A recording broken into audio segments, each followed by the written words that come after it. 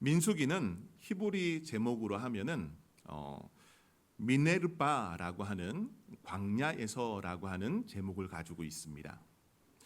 광야에서 민수기라고 하면은 우리가 딱 느껴지는 것이 백성의 숫자를 기록한 책으로 이렇게 볼 수 있습니다. 백성의 숫자를 기록한 것이 아니라 이 광야에서 있었던 사건을 기록을 하고 있는데, 이 민수기는 38년의 이스라엘 백성의 광야 생활을 담고 있습니다. 그 중에서도 민수기라고 불렸던 이유는 바로 이 인구조사, 두 번의 인구조사가 이 민수기 안에 기록되어 있는데, 첫 해 38년의 첫 해와 마지막 해에 이 인구조사가 있었기 때문에 민수기라고 이 한자로 그렇게 표기가 된 겁니다. 근데 말씀드렸듯이 미네르바, 그 광야에서라고 하는 그 말인데, 광야라고 하면 어떤 느낌입니까? 여러분들은 광야 하면은 사람들이 다 다양한 그런 고백의 말들을 합니다. 요즘 신의 악단이라고 하는 영화가 이런 이 영화 이 순위에서 1위를 하면서 많은 그리스도인들뿐만이 아니라 일반인들도 그 영화에 관심을 갖고 있는데, 이 영화에서 광야에서라고 하는 그런 찬양이 이렇게 나옵니다. 광야를 지나며. 그 가사는 다음과 같습니다. 왜 나를 깊은 어둠 속에 홀로 두셨는지, 어두운 밤은 왜 그리 길었는지, 나를 고독하게 하게, 나를 낮아지게, 세상 어디도 기댈 곳이 없게 하셨네. 광야에 서 있네 라고 하는 가사입니다. 광야하면 우리는 다양한 이런 이미지들을 갖고 있습니다. 여러분들의 삶의 자리를 광야라고 그렇게 표현하기도 합니다. 너무나 고통스럽고 또 외롭고 힘든 시간을 보내고 있는 분들에게는 광야가 맞습니다. 하지만 광야는 꼭 그런 곳이 아닙니다. 제가 광야, 이 민수기의 그 제목을 미네르바라고 말씀을 드렸는데요. 이 미네르바라고 하는 광야의 그 어원들을 보게 되면은 이 어원이 같은 단어 하나가 있습니다. 바로 무엇이냐 하면은 다바르라고 하는 단어입니다. 다바르라고 하는 히브리 말은 말씀이라고 하는 단어예요. 그래서 광야를 유대인들, 이스라엘 사람들은 어떻게 이해하느냐 하면은 많은 소리들이 사라지고 하나님의 소리, 하나님의 말씀만 남는 곳이 광야라고 그렇게 생각을 합니다. 그래서 광야 가운데 그들의 많은 어려움, 또 많은 실패와 좌절이 있는 그 자리에서 하나님의 말씀을 듣는 것 자리가 바로 광야라고 하는 것입니다. 민수기의 광야는 어떻습니까? 광야에 제가 가보니까요, 유대 광야는 조용합니다.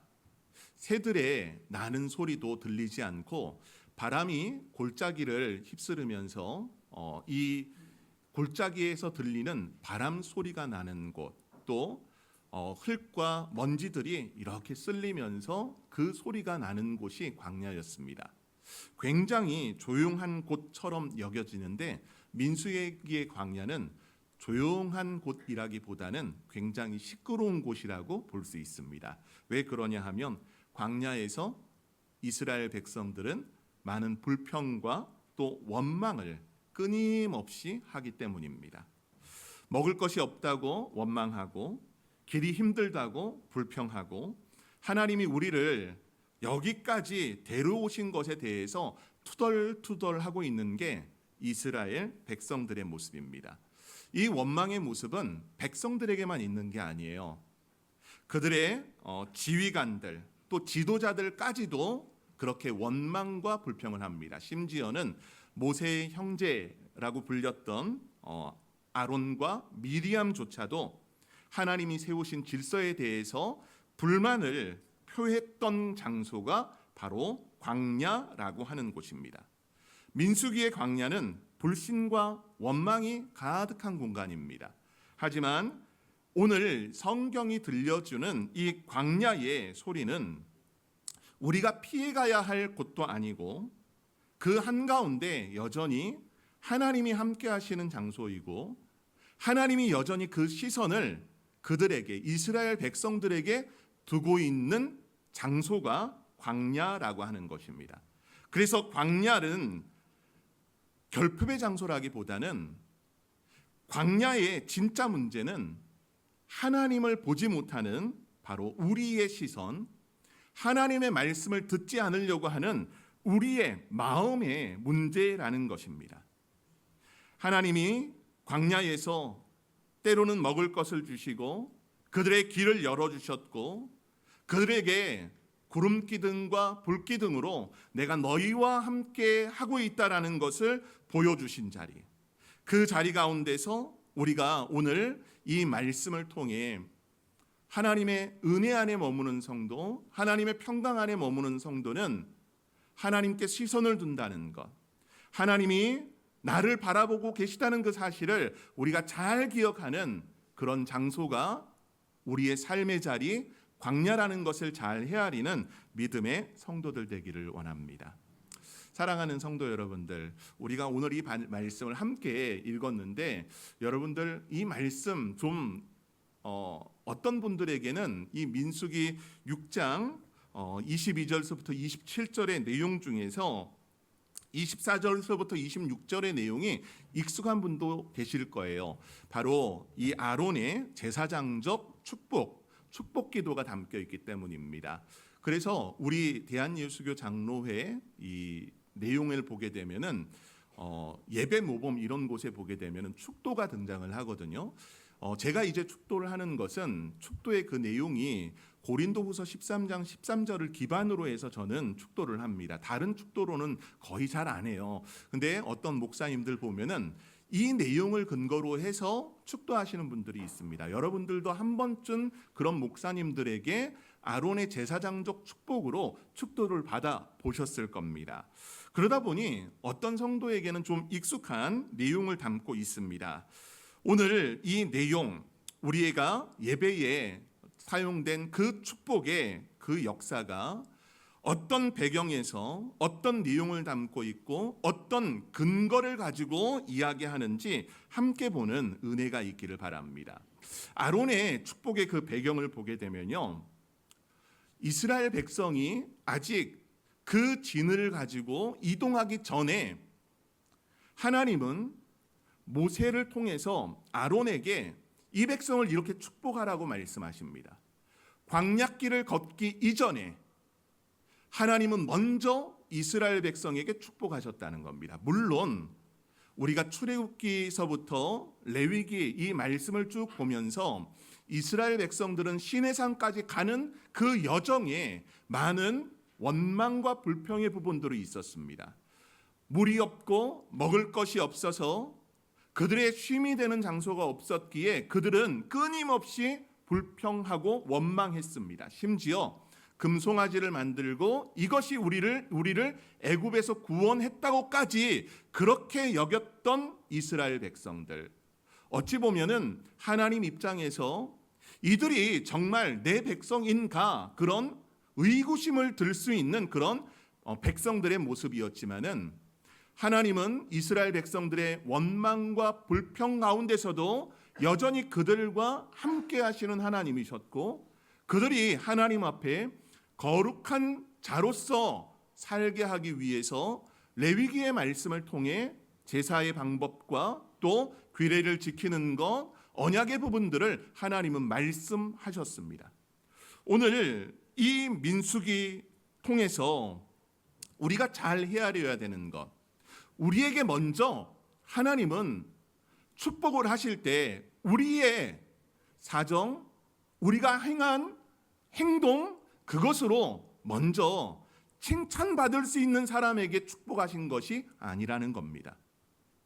먼저 하나님께서는 축복해 주셨고 그 축복의 통로로 살아야 되는 것이 성도의 모습이라는 것을 먼저 우리가 잘 기억하기를 원합니다. 광야 가운데 있었던 이런 축복의 부분들을 잘 되새겨 보십시오. 광야는 제가 서두에 말씀드렸던 대로 끝없는 메마른 땅의 모습을 가지고 있습니다. 광야는 그늘 하나 없는 땅입니다. 광야는 물이 없어 메마른 장소입니다. 그래서 방향도 쉽게 잊을 수 있는 장소가 바로 광야입니다. 누구도 그 광야에 머물고 싶어 하지 않습니다. 되도록 빨리 그 광야를 벗어나길 원하고, 할 수만 있다면 그 광야를 피해가기를 원하는 것이 우리의 모습입니다. 그 광야에는 의지할 것이 없기 때문입니다. 확신할 수 있는 것이 없고 내일을 보장해 주지 않는 곳이 광야이기 때문입니다. 그런데 그 광야는 꼭 결핍의 장소일까요? 광야는 꼭 실패한 사람들의 공간일까요? 광야는 꼭 빨리 벗어나야 하는 곳일까요? 여러분, 우리가 광야를 살아감에 있어서 기억해야 되는 것이 있습니다. 그 광야 가운데서도 하나님은 축복해 주셨다는 것. 오늘 이 말씀이 있었던 것은 그들이 말씀을 잘 따랐기 때문도, 그들이 하나님을 신실히 섬겼기 때문도 아닙니다. 하나님이 그들에게 먼저 다가와 주심에 환경적으로는 메마른 곳에 있고 상황 속에서는 결핍된 그런 상황 속에 놓여 있지만, 하나님은 이스라엘 백성들을 택하셨기 때문에 택하신 백성을 향해서 축복토록 하신 겁니다. 사랑하는 성도 여러분들, 여러분들은 상황이 좋을 때만 축복하고 여러분들의 환경이 어려워지면 축복하지 않습니까? 우리가 어렵고 힘들게 살더라도 우리는 축복의 통로로 쓰임 받을 수 있습니다. 왜냐하면 하나님이 우리를 축복한 역사가 있기 때문입니다. 그러면 우리 성도 여러분들, 금주간을 살아가면서 여러분들의 환경을 보면서 불평하고 원망하기보다는 하나님이 우리에게 주신 축복으로 축복할 수 있는 성도 되길 원합니다. 이것은 아론과 그 아들들, 제사장들만 행하는 모습이었지만은 그리스도 안에서 우리는 얼마든지 여러분들의 자녀를 축복할 수 있습니다. 또한 여러분들의 생활의 모든 영역을 축복할 수 있습니다. 그런 축복의 사람으로 나가는 은혜가 모두에게 있기를 바랍니다. 오늘 이 본문을 보면은 그 축복에 대해서 세 가지 부분으로 말씀할 수 있습니다. 본문인 24절, 25절, 26절 말씀을 보면, 여호와는 내게 복을 주시고 너를 지키시기를 원하며, 여호와는 그의 얼굴을 내게 비추사 은혜 베푸시기를 원하며, 여호와는 그의 얼굴을 내게로 향하여 드사 평강 주시기를 원하노라 말씀합니다. 여기 24, 25, 26절에서 하나님의 복은 세 가지 부분으로 말할 수 있습니다. 그것은 첫째, 지키신다는 겁니다. 하나님의 지키심. 오늘 이 지키다라는 그 말은 샤마르라고 하는 히브리 언어입니다. 이 언어는 어떨 때 사용을 하냐 하면은 파수꾼이 밤을 새면서 그 환경을 지키는 것을 이야기합니다. 밤새 깨어 있는 것. 하나님은 밤새 깨어서 우리를 지키신다. 시편에서도 그런 말씀이 있죠. 밤낮 주무시지도 졸지도 아니하시고 우리를 지키시는 하나님. 우리를 향한 하나님의 은혜는 바로 우리를 지키신다는 겁니다. 광야는 위협이 많은 공간입니다. 낮에는 더위로, 밤에는 추위로 예측할 수 있는 위험들, 예측할 수 없는 위험들이 더 많은 곳이 광야입니다. 짐승으로부터, 독 있는 그런 여러 곤충들로부터 사람이 쉽게 죽을 수 있는 곳이 광야입니다. 그 광야에서 하나님은 지켜주시겠다고 합니다. 어떻게 지켜주시겠다? 내가 너희의 파수꾼이 되어서 밤낮을 구별하지 않고 너희가 어느 곳에 있든지 모든 상황 가운데 지켜주실 것을 약속하고 말씀하고 있다라는 겁니다. 우리의 삶에도 여전히 불안한 모습들 있지 않습니까? 삶을 살아가다가 보면은 우리도 늘 이런 불안한 그런 요소 가운데 있을 수 있습니다. 여러분의 삶의 자리가 고통스러운 고통의 자리, 고난 가운데 있을 수 있습니다. 그러나 하나님이 그 모든 상황에서 우리는 이렇게 생각합니다. 나를 좀 건지셔서 더 좋은 환경으로 하나님이 바꿔주시기를 원하지 않습니까? 위험이 없는 곳으로 인도해 주시기를 원하고 있지 않습니까? 하지만 하나님은 그 고난과 위험이 있는 자리에서도 내가 너희를 지키고 너희와 함께 하실 것을 약속하고 있다라는 겁니다. 우리 사랑하는 성도 여러분들이 이런 하나님의 지키심 안에 있는 성도 되기를 원합니다. 두 번째, 본문을 보게 되면은 하나님은 은혜 베푸시기를 원한다라고 25절 말씀에 말씀합니다. 여러분, 은혜를 원하는 것, 우리 모든 성도들이 바라는 바 아닙니까? 은혜 받기 싫으신 분 계세요? 아닐 거예요. 모두가 다 은혜 받기를 원할 겁니다. 그런데 하나님은 어떻다? 은혜를 베푸시는 분이라고 말씀합니다. 은혜의 부분을 잘 되새겨 보십시오. 우리가 은혜 받았다고 할 때는 받는 사람의 상태를 생각을 합니다. 저 사람이 열심히 했으니까, 저 사람이 잘했으니까, 그래도 좀 나으니까 하나님께서 은혜 주신다고 생각을 합니다. 그러나 여러분, 성경은 우리의 상태를 통해서 은혜를 말씀하지 않습니다. 우리가 어떠한가가 아니라 본문이 보여주는 것은 하나님이 어떤 분이신가입니다. 하나님이 어떤 분인가, 여러분이 어떤 사람인가가 아니라 하나님이 어떤 분인가를 강조하고 있는 거예요. 그래서 하나님은 은혜를 베푸시는 분이라는 겁니다. 여러분, 은혜가 어디에서부터 옵니까? 하늘로서부터 옵니다. 신약 성경에 보면은 그 은혜라는 것이 하늘로부터 선물이 되어서 여러분에게 내려옵니다. 사랑하는 성도 여러분들, 우리는 모두가 다 은혜 받기를 원합니다. 베풀어 주시는 어떤 혜택을 받기를 원합니다. 베풀어 주시는 여러 신세의 모습들이 우리에게 있기를 바랍니다. 그렇다고 우리가 뭘 했기 때문에 공로에 의해서 은혜를 받는 것이 아니라 전적인 하나님의 은혜를 통해서 우리에게 베풀어졌다는 겁니다. 여러분, 광야는 끊임없이 백성들이 불평했던 자리입니다. 그러나 그 불평이 많고 원망이 많았던 그 자리 가운데서도 하나님은 어떻습니까?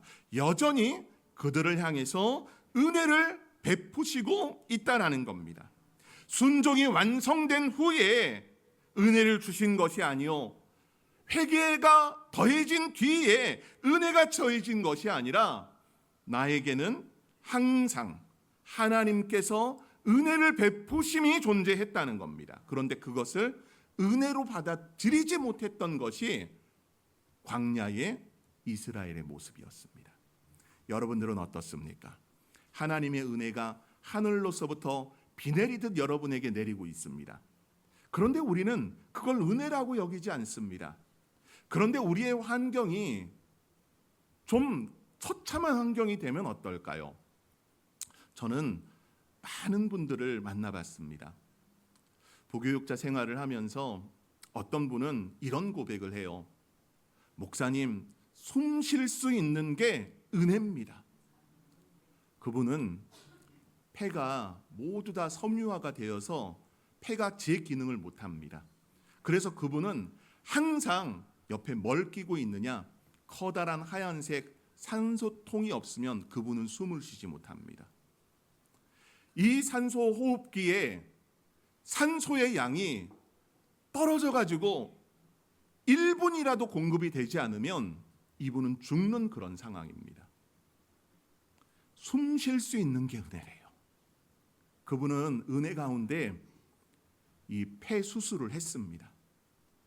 그래서 산소 호흡기를 더 이상 달고 생활하지 않아도 돼요. 어느 날 교회에 오셨는데 정말 오래간만에 오셨어요. 근데 한 손에는 커다란 산소통을 끌고 오신 거예요. 여러분은 너무나 쉽게 숨쉬고 있지 않습니까? 숨 쉴 수 있는 게 은혜입니다. 여러분, 어떤 분은 목사님 먹을 수 있는 게 은혜래요. 먹을 수 있는 게, 여러분 먹지 않습니까? 근데 이분은 먹지 못하는 거예요. 소화가 되지 않는 거예요. 그래서 늘 수액을 맞아야 되고 입으로 먹지 못하니 얼마나 갑갑했겠습니까? 그런데 하나님의 은혜로 났어요. 뭔가 씹었을 때, 그 씹을 때 쾌감을 이야기하시는데 그 자체가 은혜래요. 뭔가를 내 혀로 맛볼 수 있다는 그것이 얼마나 감사한지 모른다고. 사랑하는 성도 여러분들, 하나님은 우리에게 은혜를 베풀어 주십니다. 그 은혜는 하나님의 성품이고 하나님의 기쁨이며 하나님이 우리를 향하시는 것입니다. 그 은혜 안에 살아가는 성도가 되기를 원합니다. 세 번째 부분은 무엇이라고 말씀하시냐? 바로 26절 말씀을 통해서 평강 주시기를 원하노라 말씀합니다. 평강의 부분, 사랑하는 성도 여러분들, 성경에 보게 되면은 평강, 평화, 화평 이런 말들이 나오는데 모두가 다 샬롬으로 연결됩니다. 샬롬은 평화, 평강으로 우리가 이렇게 사용을 합니다. 그런데 구약 성경 안에 샬롬의 부분은 인간의 삶에 있어서 모든 것이 다 잘됨을 이야기합니다. 그런데 여기에 샬롬의 부분을 우리가 봐야 되는 것은 바로 우리는 평화를 원해요. 여러분 전쟁하고 맨날 싸우고 지지고 볶고 하는 삶 살기를 원합니까? 저는 그런 사람은 못 봤어요. 가정에서 부부간 또 동기간 매일 치고받고 싸워도 그들의 이야기를 들어보면은 좀 안 싸웠으면 좋겠다고 해요. 안 싸웠으면 좋겠다고. 어제서부터 이탈리아에서 밀라노 동계 올림픽이 시작이 되었습니다. 동계 올림픽이 시작이 되면서 많은 사람들은 원해요. 뭘 원할까요? 평화를. 그러다 보니 올림픽 기간에 전쟁을 중지하는 그런 일들도 있습니다. 그러나 1988년 우리나라에서 열렸던 서울 올림픽 이후의 올림픽의 역사에서는 끊임없이 올림픽 기간에도 전쟁이 있었다는 겁니다. 지금도 러시아와 우크라이나 또 세계 곳곳에서 분쟁의 일들이 얼마나 많이 있습니까? 사람이 평화하고 화평하자고 아무리 외쳐도 세상은 평화하지 않습니다. 그러나 하나님의 평화, 하나님의 평강은 어떻습니까? 하나님으로부터 오는 역사 속에 그 안에서 화평하고 평화하고 서로 간 은혜 안에 머물 수 있는 것. 여러분, 우리는 누구나가 다 이걸 꿈꿉니다. 오늘 이 세 가지 부분, 하나님이 지켜주시는 것, 은혜를 베푸시는 것, 화평케 하시는 것, 이 세 가지는 믿는 그리스도인들 뿐만이 아니라 모든 세상에 사는 사람들이 이런 복을 받기를 원합니다. 그런데 우리가 착각하고 있는 게 있어요. 성경을 보게 되면은 여러분 오늘 두 번째, 세 번째 나왔던 은혜와 평강, 신약 성경에 보게 되면 많은 서신들, 편지들의 그 서두의 내용이 은혜와 평강이 너희에게 있을지어다라고 그렇게 인사를 하며 시작을 합니다. 여러분 혹시 여러분들의 신앙생활 가운데 지켜주시고 은혜 주시고 평강 주시기를 위해서 신앙생활하고 있지는 않습니까? 그렇지 않으세요? 어떤 것으로부터 보호함을 받는, 지켜주시기를 원하는 마음으로 하나님을 믿고 있지는 않습니까? 은혜를 받기를 위해서 하나님을 믿지는 않나요? 평화하기 위해서는 아닙니까? 세상의 사람들도 보호를 받기 위해서 부적을 씁니다. 가끔 길을 가다 보면은 부적들이 붙어 있는 가게들이 참 많습니다. 그 부적들이 붙으면 귀신이 그 가게에 들어오지 않고, 부적이 붙으면 뭔가 번성하고 잘 되고, 우린 이걸 바랍니다. 여러분들도 혹시 그런 마음으로 살고 있지는 않습니까? 그렇게 신앙생활하고 있지는 않습니까? 오늘 우리가 봐야 되는 것은 여기 본문에 등장하는 복에 관한 부분에서 지켜주신다, 은혜 주신다, 평강을 주신다, 이 내용이 아닙니다.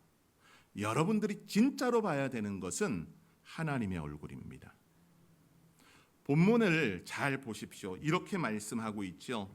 25절 말씀에 여호와는 그의 얼굴을 내게 비추사. 26절입니다. 여호와는 그 얼굴을 내게로 향하여 드사. 이 내용을 보면요, 당시에 여러 고대 근동 지역의 얼굴은요 관계성을 뜻합니다. 그 관계성에서 그 얼굴이, 신의 얼굴이 나를 향하고 있다면 그 관계가 아름다운 관계, 좋은 관계, 호의가 있고 관심이 있고 은혜가 있는 관계지만은 그 얼굴을 돌렸다는 것은 관계가 끊어졌다는 것을 말합니다. 그런데 여호와 하나님은 광야 가운데서 이스라엘 백성의 많은 원망이 있었지만은 그 속에서도 여전히 얼굴을 향하여 이스라엘 백성을 향하고 있음을 우리에게 잘 보여줍니다. 사랑하는 성도 여러분들, 우리가 봐야 되는 것은 바로 이겁니다. 여러 성도 여러분들이 하나님의 시선 안에 머무는 성도 되기를 원합니다. 여러분들의 신앙의 자리가 그저 나를 보호해주고 은혜 더해주고 평강하고 아무 문제 없는 것이 아니라 하나님의 얼굴을 바라볼 때, 하나님의 시선이 나에게 머물 때 그런 은혜가 더해진다라는 사실을 우리 온 성도들이 가슴 깊이 새겨넣는 은혜가 있기를 원합니다. 그러면 여러분, 성경은 명확하게 이야기해요. 어떻게 말씀할까요? 예수 그리스도를 이야기할 때 그리스도는 어떤 역사로 우리에게 다가오십니까? 우리가 은혜와 평강이 너희에게 있을지어다. 신약 성경의 이 서두의 인사말들을 자세히 보면은 그냥 은혜와 평강을 이야기하기 전에 앞서 붙는 단서들이 있습니다. 어떤 단서냐? 하나님, 우리 아버지와 주 예수 그리스도로부터. 하나님과 그리스도를 이야기하면서 하나님과 그리스도를 통해서 이 은혜와 평강이 우리에게 임함을 말씀합니다. 우리는 거꾸로의 삶을 살려고 합니다. 광야 가운데서 나를 지켜주고 광야 가운데서 나의 필요를 채워주기를 원합니다. 그러나 우리가 먼저 해야 되는 것은 하나님이 나를 보고 계시고 내가 하나님을 바라보고 있는 그 사실 안에서 이런 은혜의 것들이 더해진다는 것을 잊지 않았으면 합니다. 사랑하는 성도 여러분들, 광야 생활은 쉬운 생활이 아닙니다. 힘들고 어려운 생활입니다. 언제든지 흔들릴 수 있고 언제든지 버림받을 수 있는 장소가 광야입니다. 하지만 하나님께서는 여러분들을 여전히 기억하고 계시고 여러분들과 함께하고 계시다는 겁니다. 그 사랑의 역사는 십자가를 통해서 이어집니다. 십자가의 역사는 어떻습니까? 예수님의 그 대속의 역사, 십자가를 지시고 끝난 것이 아니라 우리를 향한 하나님의 사랑을 확증해 주신 장소이고 우리를 향한 하나님의 원대하신 은혜를 베풀어 주신 것이 십자가입니다. 그러면 우리 또한 은혜의 자리로 나아가면 됩니다. 그 은혜의 자리에서 주님과 눈을 마주칠 수 있는 믿음의 성도가 되기를 원합니다. 아직도 여러분들의 시선이 광야 가운데 놓여 있지 않습니까? 세상의 사람들하고 비교하면서 똑같이 세상을 추구하면서 그 시선을 세상 사람들에게 맞추고 있지 않습니까? 우리 사랑하는 성도 여러분들의 시선이 하나님을 바라볼 수 있기를 원합니다. 끊임없이 내가 너와 눈 맞추기를 원한다.